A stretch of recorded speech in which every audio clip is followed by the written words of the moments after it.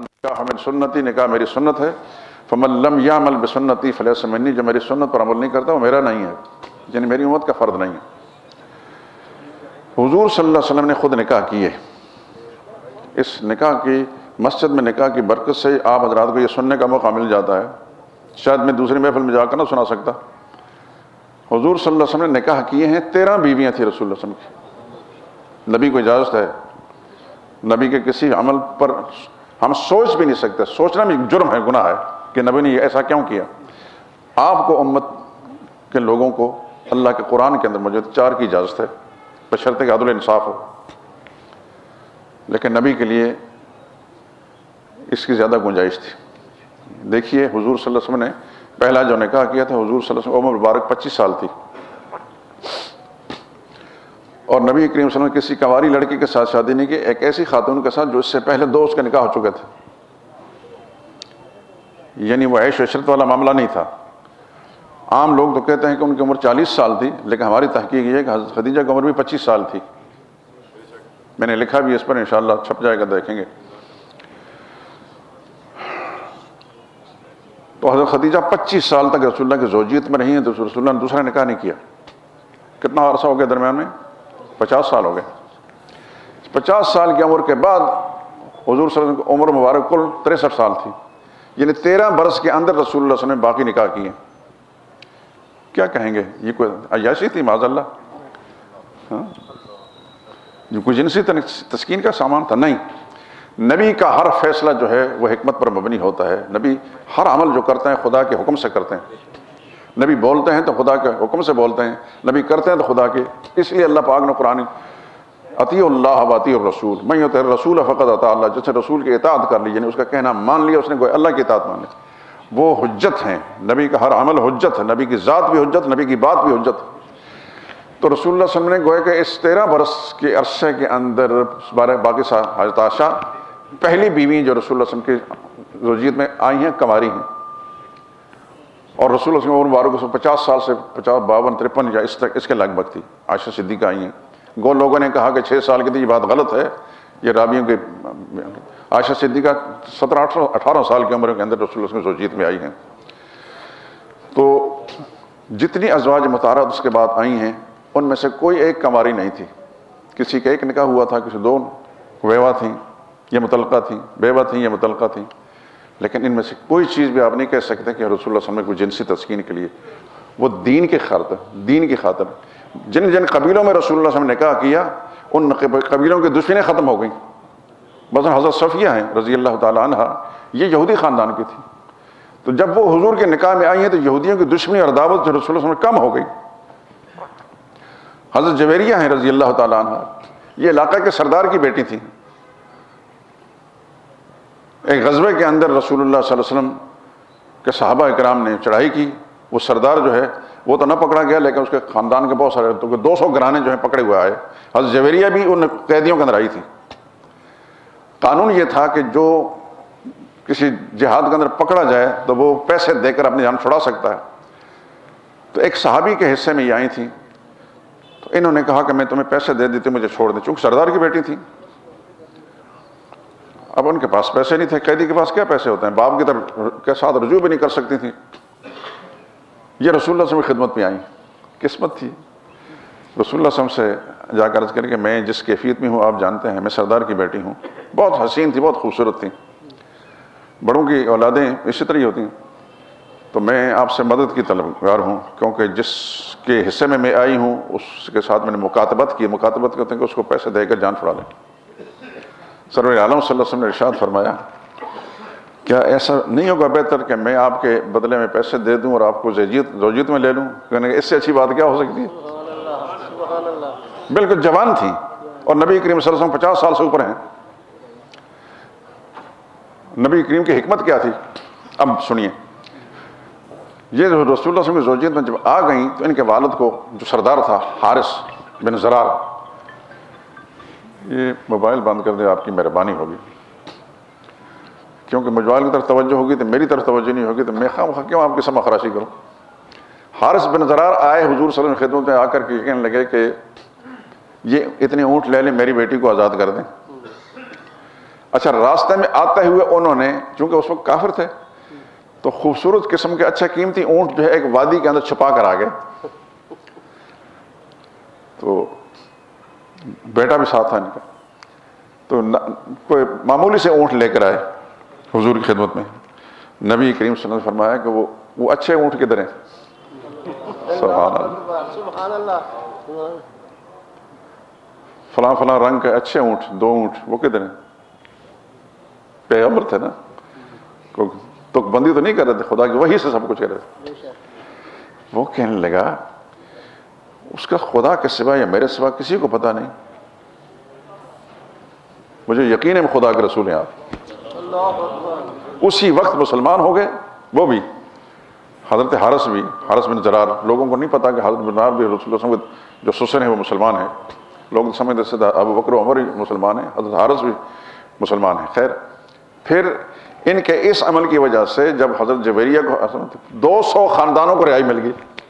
200 خاندانوں کے سب لوگ جو گرفتار تھے سب صحابہ نے چھوڑ دیا ان کو کہ یہ رسول اللہ سسرالی خاندان ہے. خیر مجھے کس سے بیان کرنا مقصود نہیں کہ حضور صلی اللہ علیہ وسلم زوجیت کے اندر مختلف خاندانوں مختلف قبیلوں کی خواتین آئی ہیں، اس کی وجہ سے ان کے اندر اسلام آیا اور دین پھیلا. رسول اللہ صلی اللہ علیہ وسلم نے اتنے نکاح اس مقصد کے لیے کیے ہیں، یاشیم کے لیے نہیں ہے. خدا کرے کہ ہمیں یہ بات سمجھ میں آ جائے. تو نبی کریم صلی اللہ علیہ وسلم نے نکاح کیے بھی ہیں اور نکاح کر کے دیے بھی ہیں. یعنی حضور کی 4 صاحبزادیاں، جانتے ہیں نا؟ یہاں کے نمازی سبھی جانیں گے، جو جہاں کے نمازی نہیں وہ مجھے بتائیں. سب سے بڑی صاحبزادی کا نام سیدہ زینب رضی اللہ تعالی عنہ، وہ ابو العاص بن ربیع یعنی اپنے خالہ زاد بھائی کے ساتھ بیاہ ہوئی تھیں. اگر آپ حضرات کو موقع ملے نا یہاں جمع پڑا کریں انشاءاللہ، بہت رسول اللہ کے رشتوں کا بھی پتہ چلتا رہے گا انشاءاللہ، بہت ساری باتیں ملیں گی آپ. تو سیدہ زینب بڑی صاحبزادی تھی. دوسری صاحبزادی کا سیدہ رقیہ جو بعد میں حضرت عثمان کی زوجیت میں آئیں رضی اللہ تعالیٰ عنہ. تیسری صاحبزادی حضرت ام کلثوم، وہ بھی حضرت عثمان کی زوجیت میں آئی. حضرت رقیہ کے جب انتقال ہو گیا تو ام کلثوم حضور نے ان کی زوجیت میں دے دی، کیونکہ یہ داماد اتنے وفادار تھے کہ حضور صلی اللہ علیہ وسلم نے دوسری بیٹی کے وفات پر فرمایا کہ اگر میری 40 بیٹیاں بھی ہوتی تو میں عثمان کے نکاح میں دیتا رہتا. ایسا داماد بھی دنیا میں کسی کے دیکھا، اللہ اکبر. اور چوتھی صاحبزادی سیدہ فاطمہ، وہ حضرت علی کے نکاح میں ہیں، وہ آپ حضرات ساتھ جانتے ہی ہیں. تو رسول اللہ نے نکاح کیے بھی ہیں، نکاح کر کے دیے بھی ہیں. ہمارے سامنے رسول اللہ صلی اللہ علیہ وسلم کی پوری سنت موجود ہے کہ حضور صلی اللہ علیہ وسلم نے کتنی سادگی کے ساتھ نکاح کیے ہیں. 2 حدیثیں سنا کے بات ختم کرتا ہوں. یہ نوجوان بچہ جس کا نکاح ہو رہا ہے وہ بھی سن لے، سارے خاندان کے لوگ بھی سن لیں. رسول اللہ نے فرمایا ان اعظم النکاح برکتاً ایسرا معونتاً، سب سے زیادہ بابرکت نکاح وہ ہے جس میں کم سے کم پیسہ خرچ ہو. آج ہمارے سب سے زیادہ پیسے اس پر خرچ ہوتے ہیں. آپ حضرات زیادہ بہتر جانتے ہیں، میں تو اب ادھر آنا جانا میں بند کر دیا، لیکن اوائل عمر کے اندر مختلف امیروں کی شادیوں کے اندر مجھے شرکت کا موقع ملا ہے. قسم خدا کی میں طنز نہیں کر رہا، میں ایک مسلمان ہونے کے ثبوت میں مسلمان میرے بھائی مجھ سے بہتر ہوں گے، لیکن جب رسول اللہ صلی اللہ علیہ وسلم سنت کے خلاف ایسا ہوتا تو مجھے سخت تکلیف ہوتی تھی. میں نے کئی دفعہ کہا مسلمان زادیاں، مسلمانوں کی بیویاں اس طرح بن سنور کر آتی، سب غیر محرم بھی دیکھتے، کہ میں اس وقت زمانے میں کہا کرتا تھا کہ اس نے شیطان نہیں دیکھا اصل شکل کے اندر تو شادی بیاہ کے موقع پر مسلمانوں کی عورتوں کو دیکھ لیں، جوان لڑکیوں کو دیکھیں. کیا مسلمان اس کو کہتے ہیں؟ کیا اللہ تعالیٰ نے یہ پیسہ ہمارے ہاتھ میں اس لیے دیا کہ یوں شیطان کی راہ میں خرچ کریں؟ خدا ناراض ہو، خدا کا رسول ناراض ہو، اپنے مطلب ذہنی تسکین بھی نہیں ہوگی.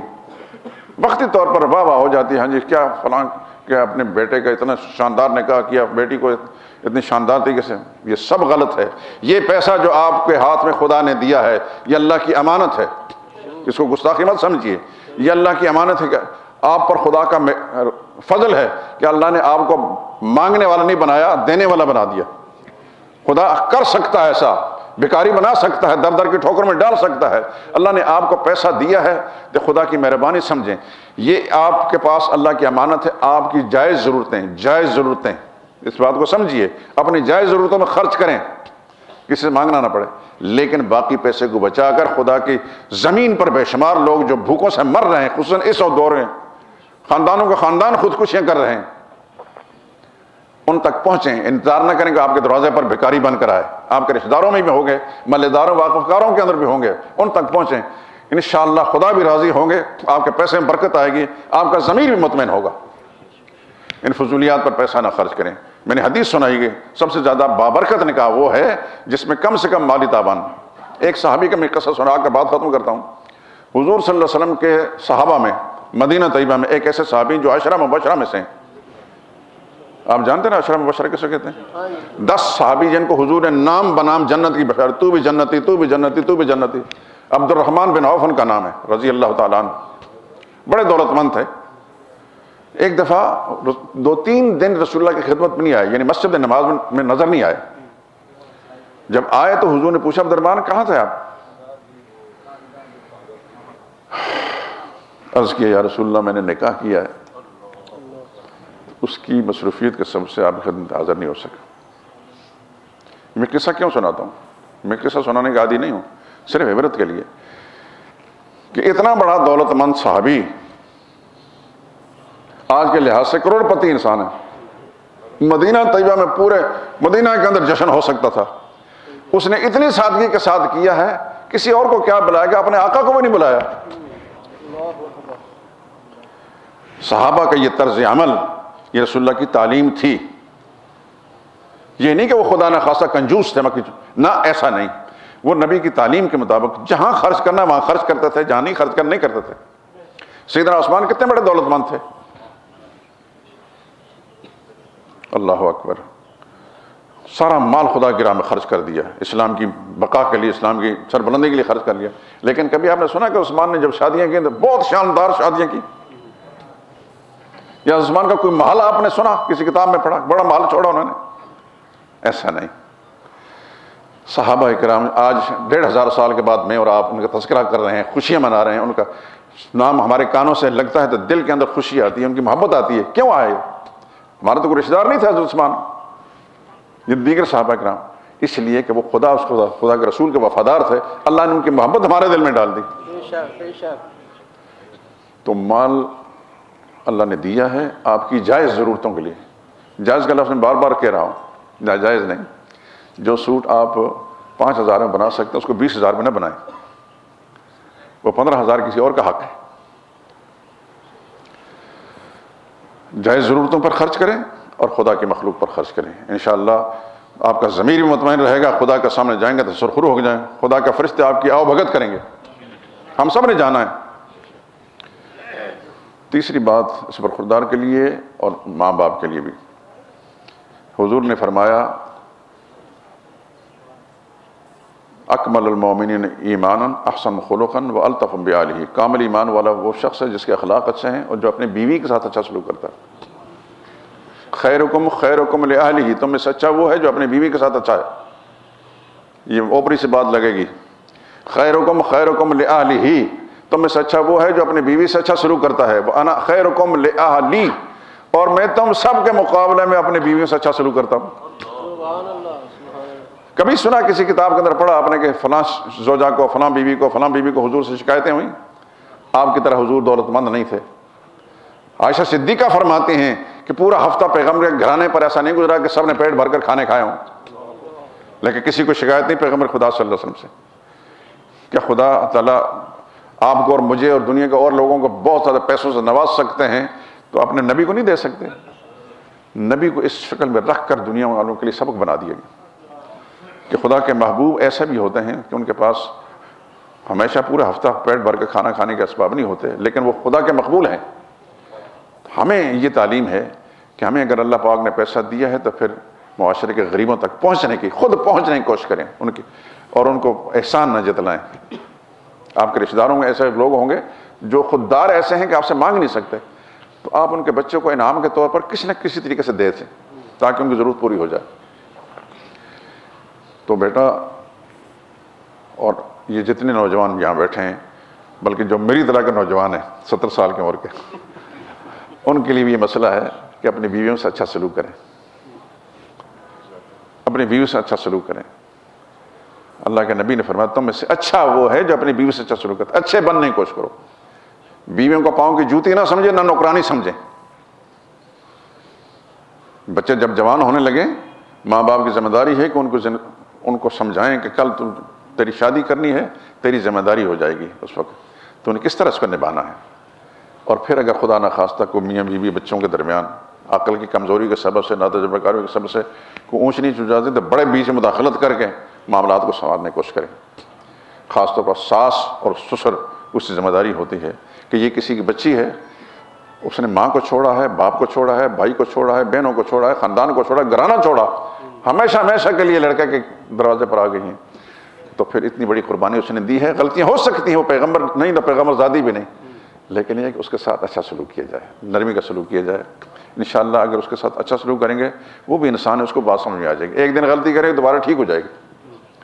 اور اسی طریقے سے اگر بچیاں جب جوان ہونے لگیں ان کو سمجھایا جائے کہ تو نے جس گھر میں جانا ہے اس گھر کے بڑوں کو اپنے ماں باپ کے برابر درجہ دینا ہے، گھر کے چھوٹوں کو اپنے شوہر کے جو بہن بھائی ہیں ان کو اپنے بہن بھائیوں کی طرح سمجھیں اور ان کی خدمت کریں، تو انشاءاللہ العزیز وہ گھر والے کہیں گے ہمارے گھر میں خدا کی رحمت آ گئی۔ اڑوس پڑوس والے رشتہ دار کہیں گے فلاں گھر کے اندر ایک لڑکی بیاہ کر رہی، کیا ہے وہ لڑکی، خدا کی رحمت آئی ہے، پورا گھرانہ جو ہے اس کو مبارکباد دیں گے۔ تو بچے جب جوان ہونے لگیں تو پھر ماں باپ کی ذمہ داری ہے، بچی کے ماں باپ کی بھی اور بچے کے ماں باپ کی، وہ ان کو اپنی ذمہ داری سمجھائیں۔ کل انشاءاللہ گھرانہ جو ہے جنت کا نمونہ بن جائے گا، ماں باپ بھی خوش ہوں گے، لوگ مبارکباد دیں گے۔ بس اتنی زیادہ بات نہیں کرتا، میں بھی تھکا ہوا، میری کوئی طبیعت بھی ٹھیک نہیں، خدا کرے کہ یہ بات سمجھ میں آ گئی ہو، اللہ تعالیٰ اس پر عمل کی توفیق نصیب فرمائے۔ اصل میں عمر اب میرے 70 سال کے لگ بھگ ہے، اب میں تھک جاتا ہوں، تو اس واسطے آپ حضرات برا نہ منائیں، دل میرا بڑا کرتا ہے کہ میں کھل کر باتیں کروں آپ حضرات سے۔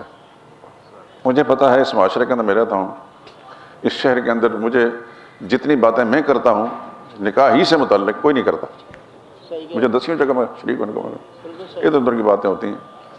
یہ ذمہ داریاں اللہ کی توفیق سے سمجھانے کی اللہ نے مجھے توفیق بخشی ہے، دل کرتا ہے زیادہ باتیں کروں، لیکن تھکاوٹ کے سبب سے پھر میں آپ سے معذرت کرتا ہوں۔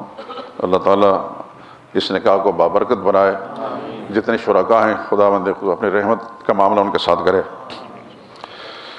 الحمدللہ نحمده ونستعینه ونستغفره ونعوذ باللہ من شرور انفسنا ومن سیئات اعمالنا، من يهده الله فلا مضل له ومن يضلل فلا هادي له، واشهد ان لا اله الا الله وحده لا شريك له، واشهد ان سيدنا ونبينا ومولانا محمدا عبده ورسوله، اما بعد فاعوذ باللہ من الشیطان الرجیم۔ یا ایھا الناس اتقوا ربکم الذی خلقکم من نفس واحدہ وخلق منها زوجها وبث منہما رجالا کثیرا ونساء واتقوا اللہ الذی تساءلون به والارحام ان اللہ کان علیکم رقیبا۔ یا ایھا الذین آمنوا اتقوا اللہ حق تقاتہ ولا تموتن الا وانتم مسلمون۔ یا ایھا الذین آمنوا اتقوا اللہ وقولوا قولا سدیدا یصلح لکم اعمالکم ویغفر لکم ذنوبکم ومن یطع اللہ ورسولہ فقد فاز فوزا عظیما۔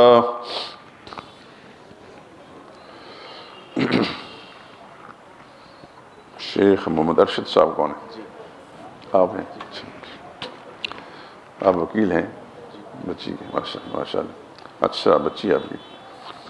اللہ تعالیٰ کے حکم سے دین رسول اللہ صلی اللہ علیہ وسلم پر ابراہیم علیہ السلام کی ملت پر ساتھ نکاح صحیح شریعت کا ساتھ طریقہ وکالت کے بدلے 1 لاکھ روپے حق مار کے آپ نے بحیثیت وکیل کے اپنی ہی بچی زوہا ارشد انیس احمد صاحب کے صاحبزادے متین احمد کو دی۔ بیٹا متین احمد صاحب، اللہ تعالیٰ کے حکم سے دین رسول اللہ صلی اللہ علیہ وسلم پر ابراہیم علیہ السلام کی ملت پر ساتھ نکاح صحیح شریعت کے ساتھ طریقہ وکالت کے بدلے 1 لاکھ روپے حق مار کے آپ نے شیخ محمد ارشد صاحب کی صاحبزادی زوہا ارشد اپنے نکاح میں قبول کی۔ مبارک ہو جی، الحمدللہ رب العالمین، اللہم صلی علی محمد وعلی آل محمد وبارک وسلم۔ یا اللہ اس نکاح کو دونوں خاندانوں کے لیے خیر اور برکت کا باعث بنا، میاں بیوی کی زندگی برکت عطا فرما۔ اے اللہ اس نکاح کو سارے گھرانے کے لیے مبارک بنا دے۔ یا اللہ مسلمانوں کو سارے کام رسول اللہ صلی اللہ علیہ وسلم کے پاکیزہ طریقوں تک سر انجام دینے کی توفیق عطا فرما۔ اغیار کے جو طریقے مسلمانوں میں داخل ہو چکے خصوصاً ہندوانہ رسمیں، یا اللہ ایک ایک کر کے مسلمانوں کو ان سے نجات عطا فرما۔ مسلمانوں کے دل میں اپنے نبی کی محبت عظمت ڈال کر نبی کے طریقوں کو اپنانے کی توفیق عطا فرما۔ یا اللہ اس محفل نکاح میں جتنے احباب موجود ہیں یا اللہ سب کے لیے خیر برکت کے فیصلے فرما۔ اے اللہ کسی گھر کے اندر اگر کوئی اختلاف انتشار کسی بھی پہلو سے ہے یا اللہ اسے ختم فرما دے۔ یا اللہ سب کے گھروں کو سکون اور امن و آشتی کا گہورہ بنا دے۔ پروردگار عالم سب کے بچوں کو یا اللہ ہدایت پر قائم دائم فرما، اولاد کی طرف سے ماں باپ کو خوشیاں نصیب فرما۔ پروردگار عالم اس ملک کے لیے خیر اور بھلائی کے فیصلے فرما، اس قوم کے لیے بھلائی کے فیصلے فرما۔ اس ملک کے دشمن، اس کی سلامتی کے دشمن، اس کے نظریے کے دشمن جہاں بھی ہیں یا اللہ تو جانتا ہے، اے اللہ ان کے شر سے اس ملک کو قوم کو محفوظ فرما دے۔